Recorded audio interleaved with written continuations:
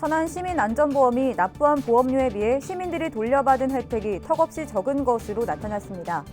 이에 천안시가 보험료와 보장 혜택을 개선하고 홍보도 강화하기로 했습니다. 제3대 세종시의회가 사실상 마지막 회기를 마쳤습니다. 현직 대다수 의원의 지방선거 출마가 예상되는 가운데 본격적인 선거전이 시작될 것으로 보입니다. 지난해 첫 시범 재배를 마친 해맑은 벼가 올해부터 본격적으로 재배됩니다. 재배 면적은 지난해보다 2배 늘어날 예정으로 오는 2026년까지 5,000헥타르로 확대할 계획입니다. 세종시의회가 정부의 지방교육 재정 교부금 축소 움직임에 반대한다는 내용의 건의문을 채택했습니다. 충남도와 15개 시군이 도내 만 23에서 25세 청년에게 연간 30만 원을 지원하는 청년 희망카드 사업을 추진합니다.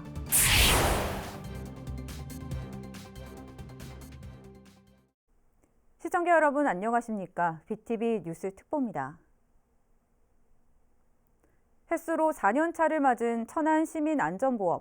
하지만 납부한 보험료에 비해 시민들이 돌려받은 혜택은 턱없이 적은데요. 천안시가 시민안전보험의 보험료와 보장 혜택을 개선하고 홍보도 강화하기로 했습니다. 송용환 기자의 보도입니다. 천안시는 지난 2019년 3월부터 시민안전보험을 운영하고 있습니다. 보험료 전액은 시가 부담하고 시민과 등록 외국인은 자동으로 가입됩니다. 상해로 인한 치료비와 입원비 등을 1인당 연간 200만 원까지 보장받을 수 있고 장례비도 실비 최대 2천만 원까지 받을 수 있습니다. 국내에서 발생한 상해 의료비 가운데 본인 부담금에 대한 보상인데 3년 안에만 청구하면 되고 개인 실손보험과 중복 지급도 가능합니다. 하지만 납부한 보험료에 비해 보상 건수와 액수는 매우 적습니다. 시는 첫 해인 2019년 2억 9,400만 원을 시작으로 연간 5억 원에 가까운 보험료를 냈지만 시민들이 돌려받은 보상액은 2020년을 제외하고는 3, 4천만 원 수준에 그쳤습니다. 더욱이 시민들은 이러한 보험에 가입돼 있다는 사실을 알지 못합니다. 혹시 시민안전보험이라고 혹시 들어보셨어요? 아니요. 혹시 천안 시민안전보험이라고 혹시 들어보셨어요? 아니요. 이게 뭐 다치거나 아니면 뭐 장례 비용 이런 거 청구하면은 시에서 좀 지원해 주는 거거든요. 보험으로. 시민들은 다 자동으로 가입되는데 못 들어봤어요. 못 들어보셨어요? 네. 이에 따라 시는 국제 입찰을 통해 보험 계약금을 낮추고 보장 혜택도 확대하는 등 개선책을 마련했다고 밝혔습니다. 올해부터 보장 특약을 상해 치료와 장례비 중심으로 바꾸고 보험사 간 경쟁을 통해 보험료 예산 1억을 줄였으며 누구나 알아보기 쉽게 제작한 안내 포스터를 병의원에 부착, 의료기관을 찾는 분들이 많이 이용할 수 있도록 개선하였습니다. 시민안전보험이 예산 낭비라는 지적을 받지 않도록 실효성을 높이기 위한 노력이 필요해 보입니다. BTV 뉴스 송용환입니다. 6일 지방선거가 60여일 앞으로 다가온 가운데 제3대 세종시의회가 사실상 마지막 회기를 마쳤습니다. 현직 대다수 의원의 지방선거 출마가 예상되는 가운데 이제부터 본격적인 선거전이 시작될 것으로 보입니다. 김우순 기자의 보도입니다. 이상으로 제74회 세종특별자치시의회 임시회 제2차 본회의를 모두 마치겠습니다. 탄핵을 선포합니다. 제3대 세종시의회의 마지막 회기가 마무리됐습니다. 세종시의회는 29일 제74회 임시회 2차 본회의를 열고 세종시청과 교육청에서 제출한 올해 첫 추경 예산을 비롯해 모두 72건의 안건을 처리하고 폐회했습니다. 지방선거 전 선거구 획정 조례안 심사를 위한 원포인트 임시회를 남겨두고 있지만 당초 예정된 의사 일정은 이번 회기가 사실상 마지막입니다. 제3대 세종시의회는 지난 4년 동안 의원 발의 조례안 451건 제정을 비롯해 187건의 5분 발언과 35건의 시정 질문을 실시하는 등 입법 활동은 물론 정책 제안자 역할을 톡톡히 했다는 평가입니다. 지난 4년 저희 의회에서 세종시 발전을 위해서 또 시민들의 대변자로서 제 역할을 다해 왔습니다. 지난 4년 지지해 주시고 성원해 주셔서 진심으로 감사합니다. 이번 임시회를 끝으로 세종시의회 선거전도 본격화될 전망입니다.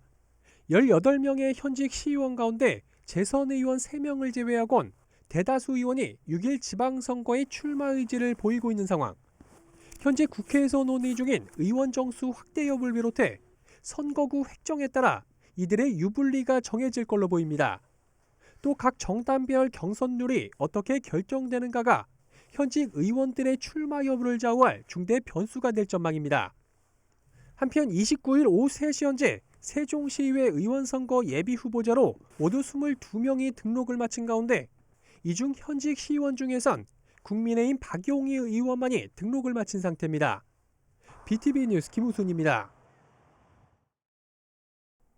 세종시의회가 정부의 지방교육 재정 교부금 축소 움직임에 반대한다는 내용의 건의문을 채택했습니다.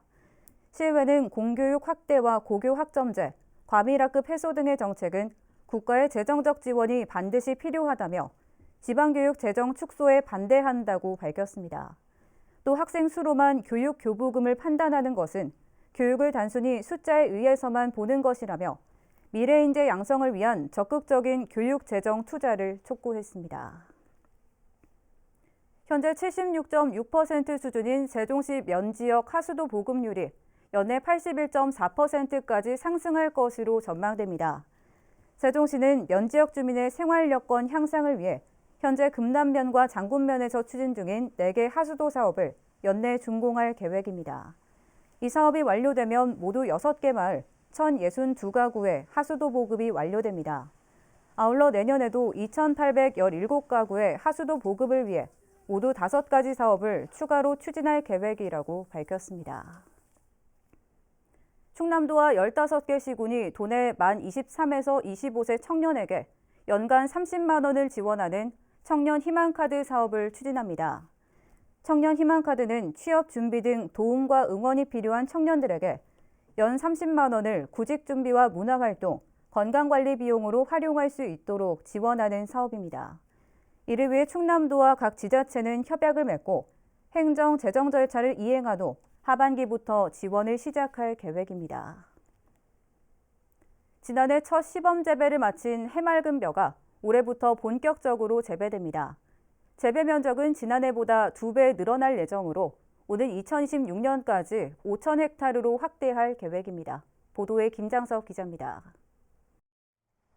아산시와 농촌진흥청 그리고 지역민이 함께 만든 해맑은 벼입니다. 아산 맑은 쌀 브랜드의 원료국인 삼광의 재배가 늘면서 경쟁력이 내려가자 차별화를 위해 개발했습니다. 해맑은 벼는 흰잎 마른병과 줄무늬 마른병에도 강하고 도복에도 강해 삼광벼보다 재배가 수월합니다. 지난 2019년 소비자 밥맛 평가에서도 삼광을 제치고 1위를 차지하기도 했습니다. 지난해 156헥타르의 첫 시범 재배를 성공적으로 마친 아산시가 올해 해맑은 벼 재배 면적을 2배로 확대하기로 했습니다. 둔포와 영인 일대의 320헥타르의 재배 단지가 조성될 예정으로 충남 농업기술원 종자관리소 등과 안정적인 종자 생산 공급 체계도 구축했습니다. 시는 올해 재배를 시작으로 해맑은이 지역 대표 품종으로 자리 잡을 수 있도록 오는 2026년까지 재배 면적을 5,000헥타르로 늘릴 예정입니다. 또한 올해 말까지 아산 맑은 쌀 브랜드 디자인을 리뉴얼하는 등 홍보에도 나설 계획입니다. 한편 해맑은을 원료국으로 하는 아산 맑은 쌀은 오는 11월부터 전국 하나로마트와 온라인 쇼핑몰을 통해 판매될 예정입니다. BTV 뉴스 김장섭입니다. 천안시 2030 청년복지센터는 청년들의 자기개발 프로그램인 배워유에 참가자를 모집합니다. 모집 기간은 다음 달 3일까지며 천안 지역 18세 이상 39세 이하 청년 또는 천안 소재 대학생, 직장인이면 참여할 수 있습니다. 올해는 공예와 식음료, 생활 미디어 등에서 모두 30개 프로그램을 운영합니다. 세종시가 반려동물 등록 확산을 위한 동물 등록제 활성화 아이디어를 공모합니다. 응모 방법은 시 공모전 누리집에서 가능하며 신청할 때 참가 신청서와 함께 아이디어 제안서를 작성해 4월 30일까지 제출하면 됩니다. 공모전 수상 작품은 반려동물 등록제 활성화를 위한 정책제도 마련과 예산 확보 등에 활용됩니다. 한편 동물등록제는 동물의 보호와 유기를 방지하기 위해 2개월 이상 반려견에게 고유번호를 부여하는 것으로 2014년부터 전국적으로 시행되고 있는 제도입니다. 세종시는 관내 반려동물이 4만 마리에 이를 것으로 추정하고 있지만 이 중 등록수는 13,000마리 수준에 그치고 있습니다.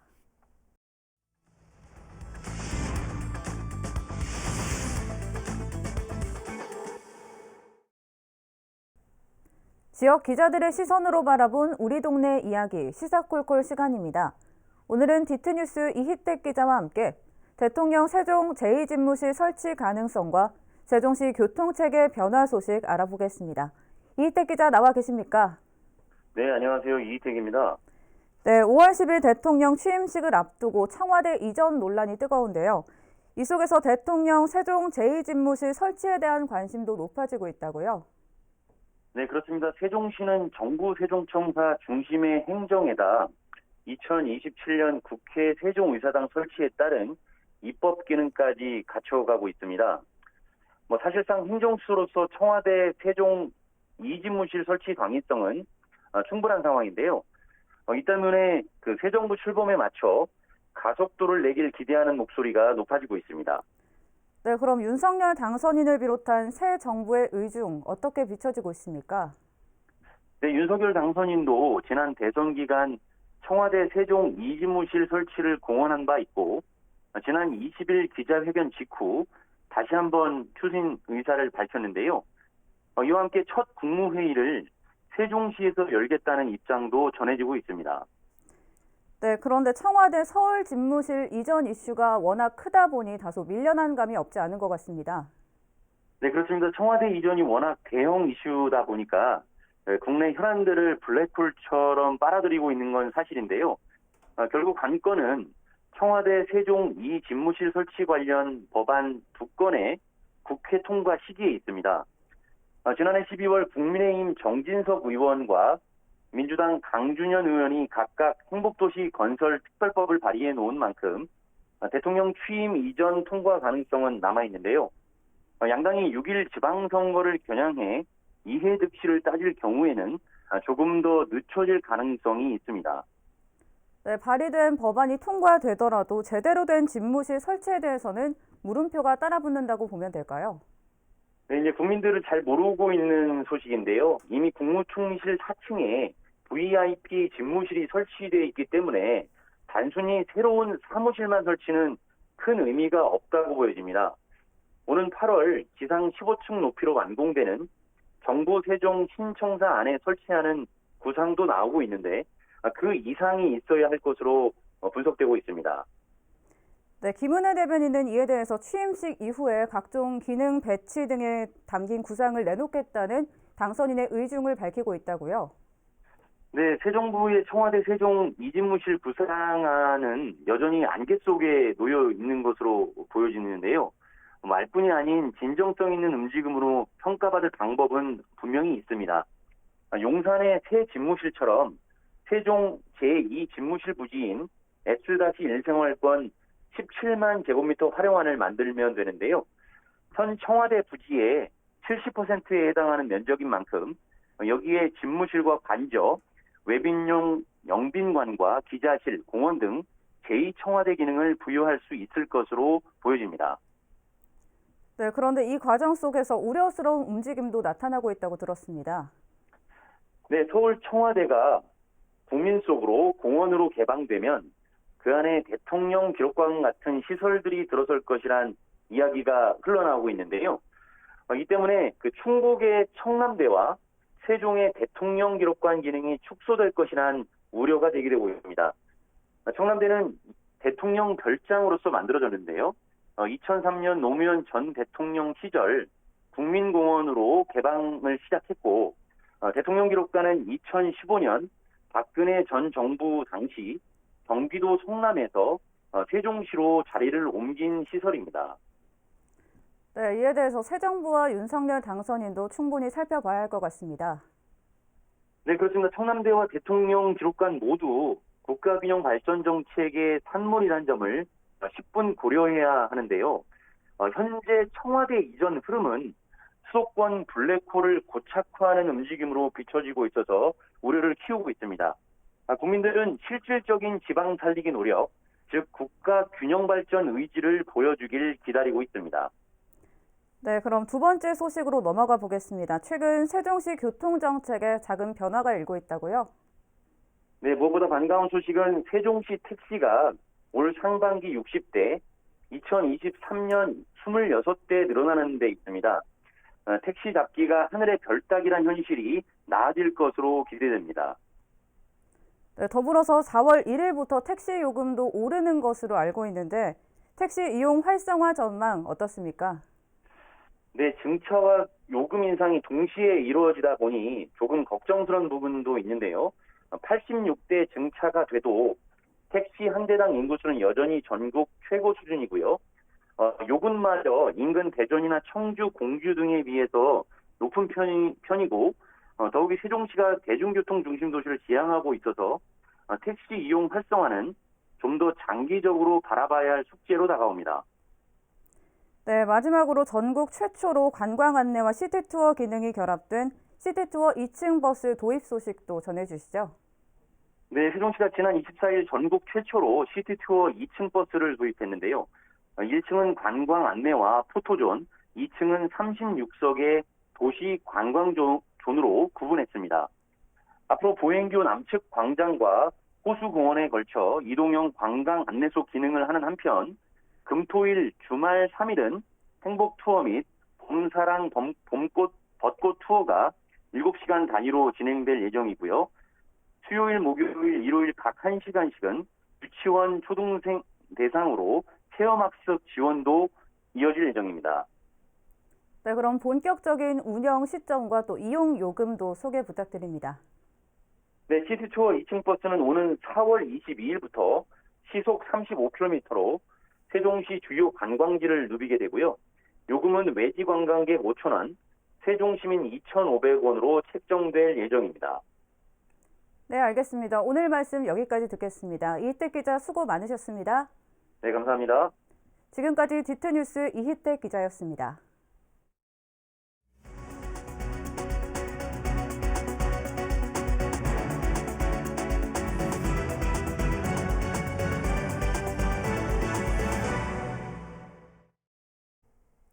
윤석열 당선인의 공약 사업이죠. GTX C 노선의 천안 연장에 대한 기대감이 높아지고 있습니다.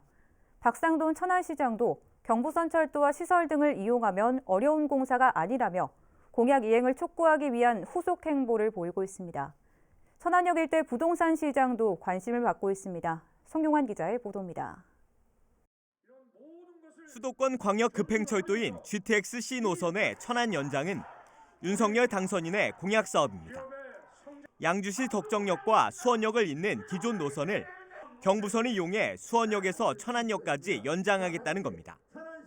오는 2027년 완공을 목표로 하고 있는데 이 노선이 개통되면 천안역에서 서울 도심까지 30분대에 진입할 수 있게 됩니다. 박상돈 천안시장은 기자 간담회에서 경부선을 활용한 노선 연장은 어려울 게 없다며 공약 이행은 걱정할 문제가 아니라고 강조했습니다. 또 자신의 개인 유튜브 채널을 통해 대응 계획도 내놨습니다.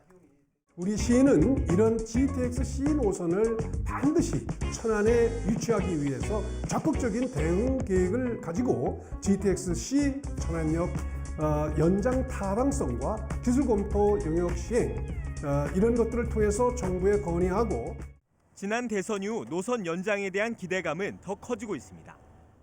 천안역 일대 부동산 시장도 덩달아 관심을 받고 있습니다.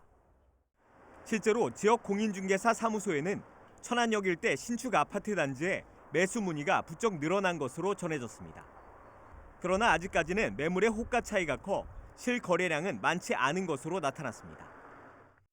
사시려고 하는 분들은 좀 너무 싸게 얘기하시고 사시려고 하시는 분들은 조금 가격 높게 얘기하셔서 거래가 잘 안 이루어져요.